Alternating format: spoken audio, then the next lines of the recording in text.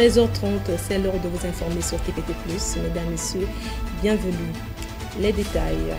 En République du Congo, le gouvernement a reçu lundi 28 juillet 2025 par l'intermédiaire du Programme alimentaire mondial un don d'appui aux cantines scolaires et l'octroi d'une assistance alimentaire aux réfugiés de la RCA vivant en République du Congo en provenance du gouvernement japonais. Au Cameroun, Maurice Kamto, principal opposant au pouvoir du président Paul Biya, a déposé lundi 28 juillet 2025 un recours devant le Conseil constitutionnel pour contester sa disqualification de la liste provisoire des candidats retenus à l'élection présidentielle du 12 octobre 2025. Depuis quelques jours, Conakry et ses environs sont sous l'eau.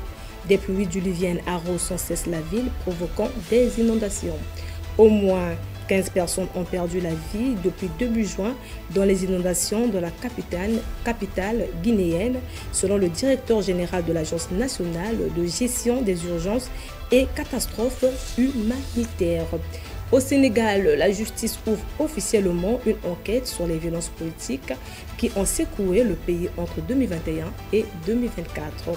Dans le viseur, des faits graves tels que meurtre, actes de torture, assassinat et peut-être même des crimes contre l'humanité. Attisés par les fortes chaleurs de ces dernières semaines, des dizaines d'incendies se sont déclenchés dans plusieurs pays. Turquie, Albanie, Grèce, conduisant à l'évacuation de nombreux habitants.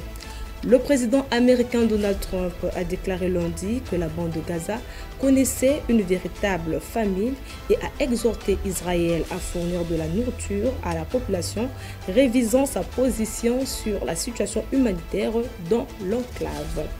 Enfin, après plusieurs jours d'affrontements frontaliers, la Thaïlande et le Cambodge sont parvenus à un cessez-le-feu lundi 28 juillet 2025 lors de pourparlers organisés en Malaisie. C'est la fin de cette session d'information. Merci de l'avoir suivi et on se redonne rendez-vous pour la grande édition. À bientôt.